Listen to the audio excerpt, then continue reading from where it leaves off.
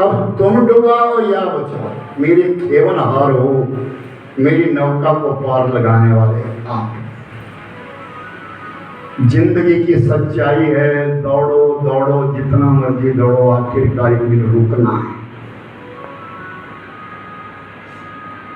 जिंदगी को रुकना है एक दिन, और जिस जिंदगी को हम जब रुक जाएंगे ना, एक नई सीढ़ी प्रारंभ होगी। याद रखिए, हम कहीं से आए हैं और कहीं हमको जाना है। हम यहाँ थोड़े दिन के लिए ड्रामा करने के आए थे, थोड़े दिन के लिए आए थे। अवधि पूरी हुई, लौट जाएंगे। जैसी अवधि पूरी होगी लौट जाएंगे, चलिए।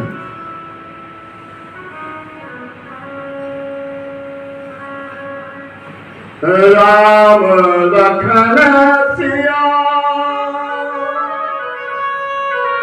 रूप निहारी,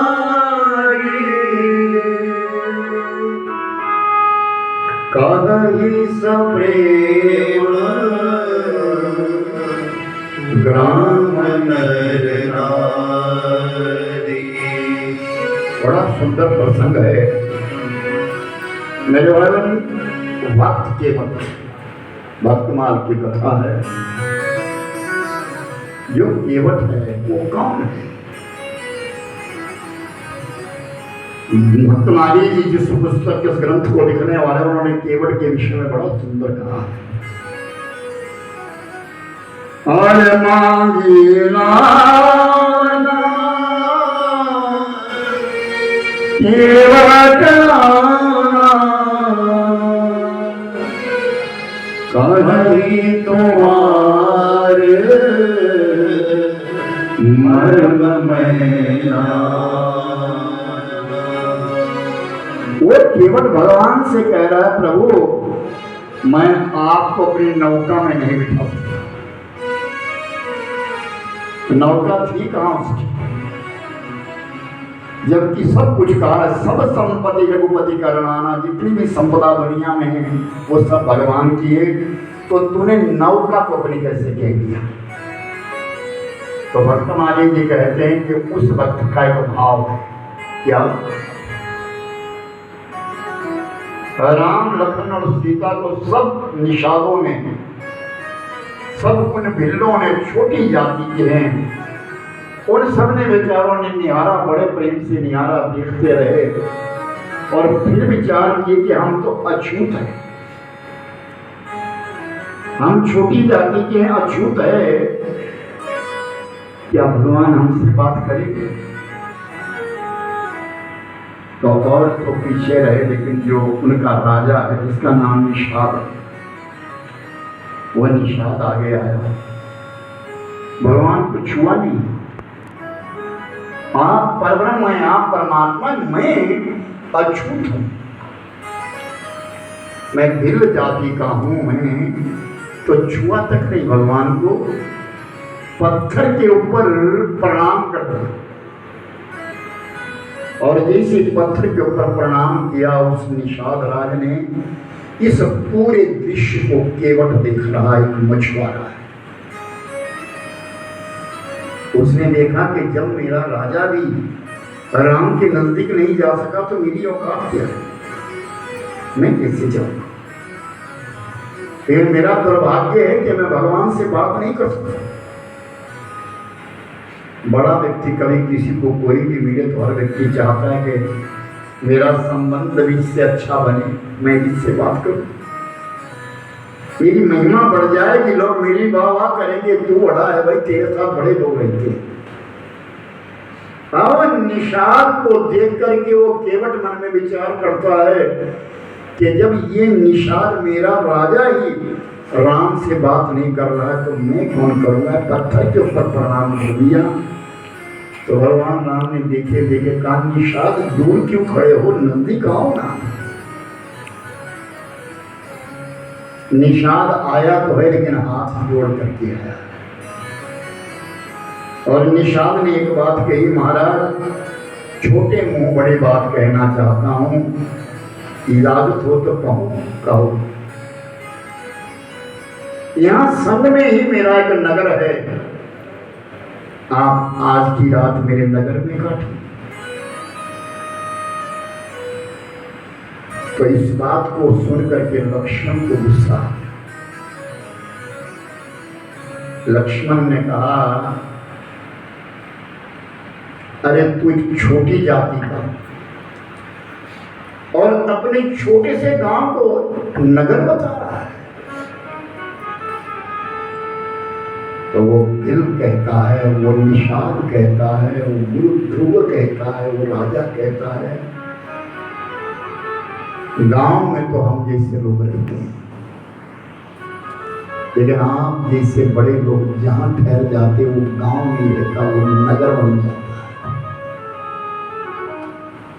यानी जिस घर में आप रहते वो मंदिर होता है, और जिस घर में हम रहते वो घर होता है।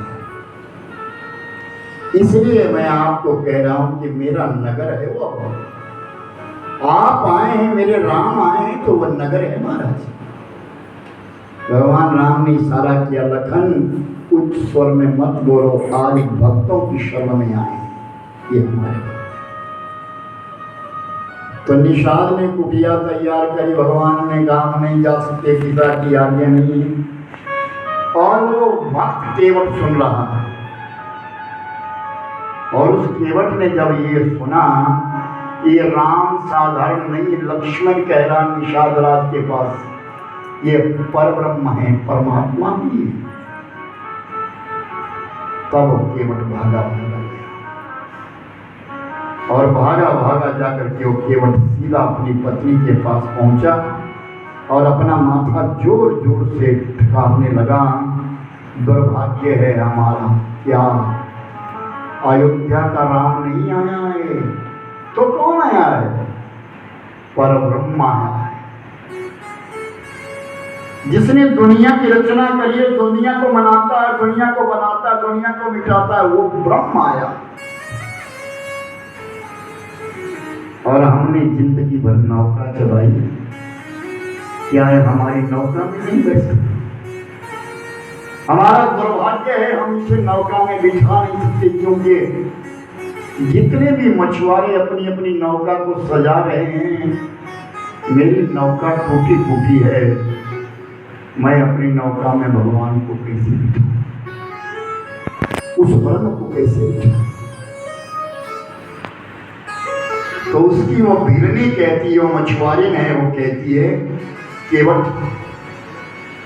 अगर तुझ में प्रेम है ना, तो तेरी नौका में ही भगवान बैठे, जो ब्रह्म बैठे। अपने अंदर खोज सही, तेरे अंदर प्रेम है क्या? तो मन से चाह रहा इस बात के लिए, और अगर मन से चाह रहा तो तेरी नौका में ही बैठे।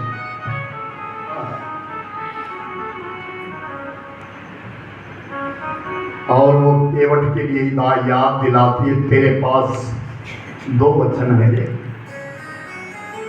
इस निषाद राज को प्यास लगी थी जंगल के बीच में, एक समय ये शिकार खेलने के लिए गया था, प्यास लगी थी, और तूने जाकर के इसके लिए ठंडा गंगा जल पिलाया।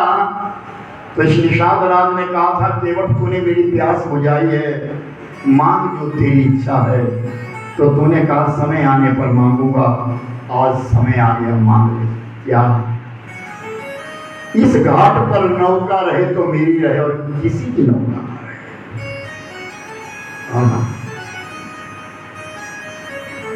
केवट नाचता हुआ आया, भागता हुआ आया, आकर के निषाद राज के चरणों में प्रणाम किया, लक्ष्मण के चरणों में प्रणाम किया।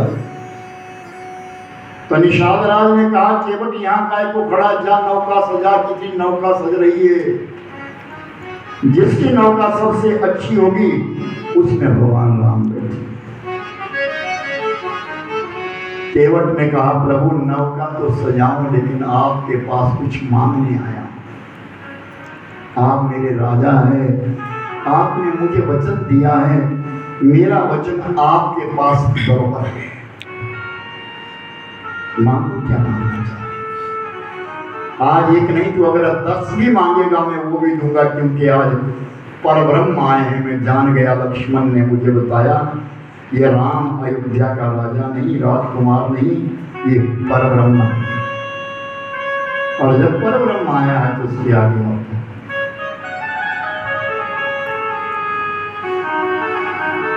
तो केवट ने कहा मेरा वचन दे दो, मैं वचन में ये मांगता हूं कि इस घाट पर आज नौका रहे, तो केवल केवट की रहे और सब नौकाओं को पार निकाल। राजा निशाल ने आदेश दिया जाओ किसी की नौका यहाँ नहीं रहेगी, यहाँ नौका रहेगी तो केवल केवट की रहेगी। और केवट ने अपनी नौका को सजाया नहीं, सोया नहीं, अपनी नौका में बैठा, नौका इस और नहीं उस पार ले गया। और जैसे नौका उस पार ले गया तो प्रभात का समय हुआ। भगवान राम लक्ष्मण विदेही तीनों ने स्नान किया और स्नान करने के पश्चात अब निषाद रात से कहता, निषाद राम कहते हैं हमको गंगा पार जाना है, नौका लाओ। कहा महाराज नौका तो केवट के पास है और केवट तो पार, आप कह दो ना आ जाओ। वो मांगी नावना केवट आना, मांगी नावना केवट आना, मांगी नावना केवट आना, मांगी नावना केवट आना। कह तुम्हारे मरम में जाना, कह तुम्हारे मरम में जाना। श्री राम जय राम जय राम, श्री राम जय राम जय राम, श्री राम जय राम जय जय राम, श्री राम जय राम जय जय राम। मांगी नाम केवट राम, मांगी नाम केवट राम। आपको नहीं बिठाऊंगा, मना कर दिया केवट, मैं आपको अपनी नौका में नहीं बिठाऊंगा महाराज।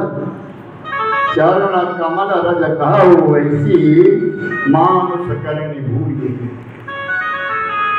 भगवान ने कहा क्यों नहीं बिठाओगे अपनी नौका में, हमको पार जाना है, केवट ले जाना पार। बोले प्रभु ले तो जाता, लेकिन आपके चरणों में ऐसी मूड़ी लगी है कि जहां आपके चरण गिरते हैं ना वही मानुष का रूप धारण कर लेती है। बोले तुम्हारे पास कोई प्रमाण है? पूछो मत सिवा नारी सुहाई, वो पावन देना काठ कटनाई। प्रमाण है प्रभु, इसीलिए तो कह रहा हूं कि क्षुमत सिला वही नारी सुहाई। एक पत्थर को छुआ था, एक पत्थर के ऊपर आपके चरण गिर गए थे और उस पत्थर ने नारी का रूप धारण कर लिया। और ये तो काट कटनाई, ये तो लकड़ी की नौका है। जब पत्थर नारी का रूप ले सकता है तो ये लकड़ी की नौका रूप ले सकती। और महाराज एक बात और, मैं इतना गरीब हूं, इतना निर्धन हूं, एक पत्नी है मेरे, उसको पालना मुश्किल, अगर दो हो गई तो कितना मुश्किल हो जाए। और अगर कहीं ये नौका ने नारी का रूप सचमुच रूप ले लिया और ये उड़ गई जैसे वो अहिल्या उड़ गई थी, तो मेरी तो आजीविका ही खत्म हो गई। एक भक्त का भाव है। श्री नावा जी लिखते हैं कि भगत जी भगत केवट ने अपने मन के उद्गार दे रहा है। मेरे मन में भाव है, मैं नौका में तो बिठाऊंगा, लेकिन किस प्रकार बिठाऊंगा?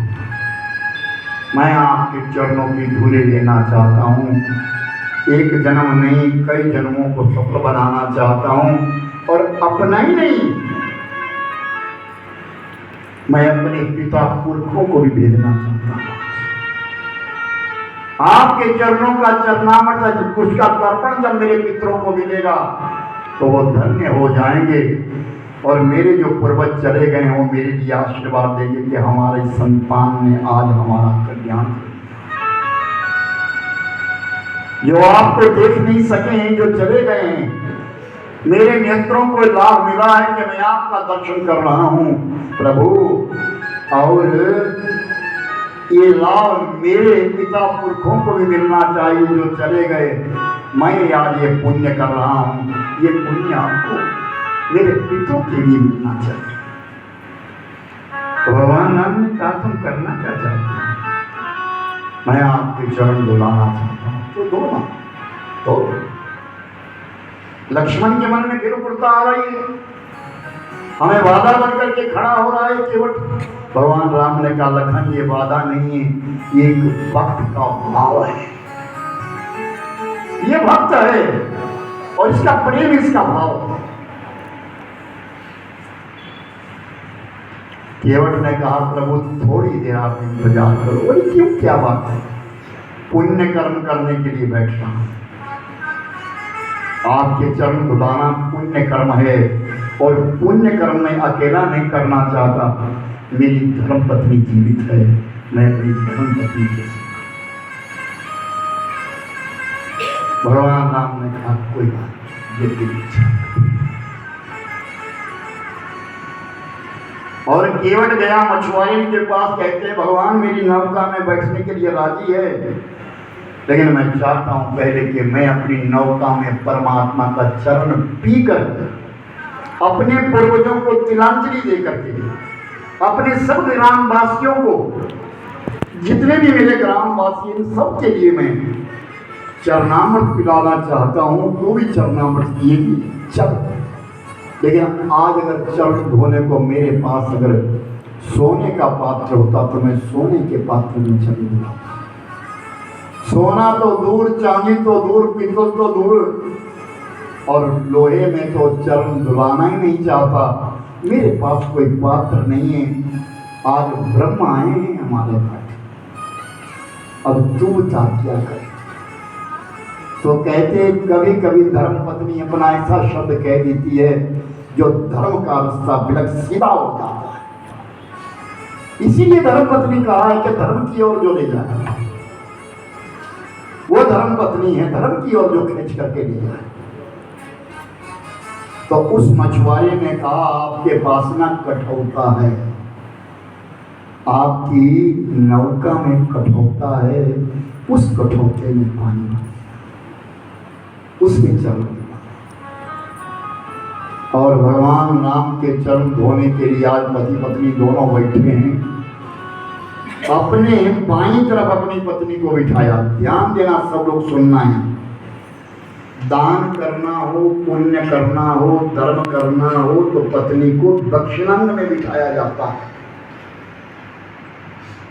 दाहिनी तरफ बिठा करके संकल्प किए जाते हैं, पूजन किया जाता है, कथा सुनी जाती है, कथा कही जाती है। कोई भी सत्कर्म करना हो दाहिनी तरफ बिठाओ, लेकिन जब किसी ब्राह्मण के पांव दुखाने हो तो बाईं तरफ बैठ, भगवान के चरण धोने हो, अतिथि का स्वागत करना हो तो बाईं तरफ बैठ करके ही फिर पुण्य करना चाहिए। विप्रपाद प्रसाद में पांव धोते समय बाईं तरफ होनी चाहिए स्त्री। तो वामंग में अपनी पत्नी को बिठा करके केवट जो है भगवान राम के चरण धुलाने लगे। और जब चरण धुलाने लगे ना, हरे हरे रघुनाथ, वो किनारे लाओ नैया, हरे रघुनाथ किनारे लाओ नैया, हरे रघुनाथ किनारे लो नैया ओ हरे रघुनाथ हरे रघुनाथ किनारे लो नैया ओ हरे रघुनाथ।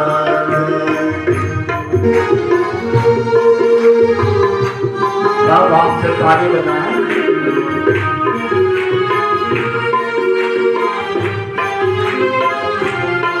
ओ सर्वभूत तेरे दुदया नगरी सर्वजोग तीरे दुदया नगरी ओ सर्वभूत तेरे दुदया नगरी सर्वजोग तीरे दुदया नगरी गाँव में बसे राम लक्ष्मण भैया गाँव में बसे लक्ष्मण भैया हरे रघुनाथ किनारे लाओ मैया ओ हरे रघुनाथ किनारे लाओ मैया हरे रघुनाथ।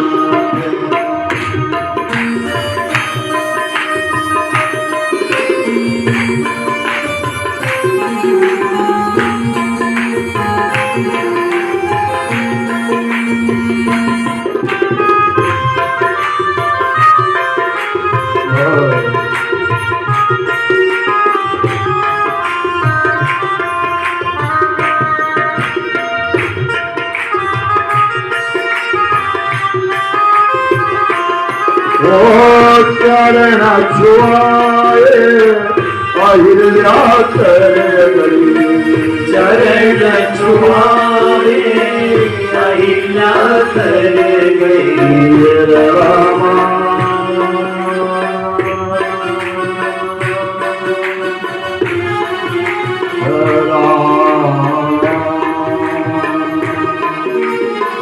चरण छुआए अहिल्या कर गई चरण छुआए अहिल्या कर गई काठ की नैया क्यों न करेगी काठ की नैया हरे रघुनाथ किनारे लाओ ओ हरे रघुनाथ किनारे लाओ ओ हरे रघुनाथ।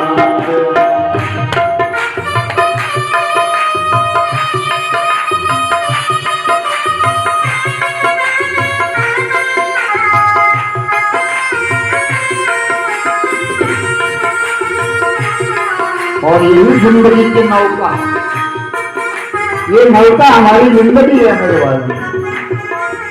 आरे केवट अर्ज करत ओ हरे केवल अर्ज करत तो मछुआरी कहती है तेरे पास पात्र है, तेरी नौका में कठौता है लकड़ी का बना हुआ, जिससे तो पानी उठा उठा करके बाहर फेंकता है। उस कठौते में भगवान के चरण को लकड़ी पानी पीती है, वो चूस लेगी पानी को, चरणामृत को चूस लेगी, फिर उसको अपने पास मत रखना, मुझे देना, मैं आटा गुंडा करूंगी उसमें। जब तक जीते रहेंगे भगवान के चरणों का जप पीते रहेंगे। ओ आए केवल अर्ज करत हरे केवल अर्ज करत नाम नहीं दूसरों की भैया युक्त में नाम दूसरों की भैया हरे रघुनाथ किनारे लाओ भैया ओ हरे रघुनाथ किनारे लाओ भैया ओ हरे रघुनाथ ओ हरे रघुनाथ ओ हरे रघुनाथ।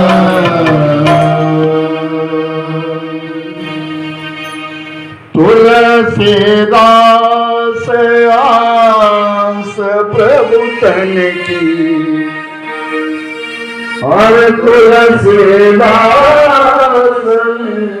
आस प्रभु तन की, हरि चरणों में बोलाऊं मैं बलैया, हरि चरणों में।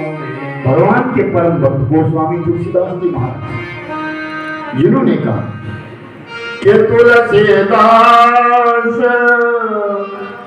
आस प्रभु तन, इस शरीर की एक आस, एक तमन्ना है क्या, हरि चरणों में लौ में बलैया, तेरे चरणों में रहना।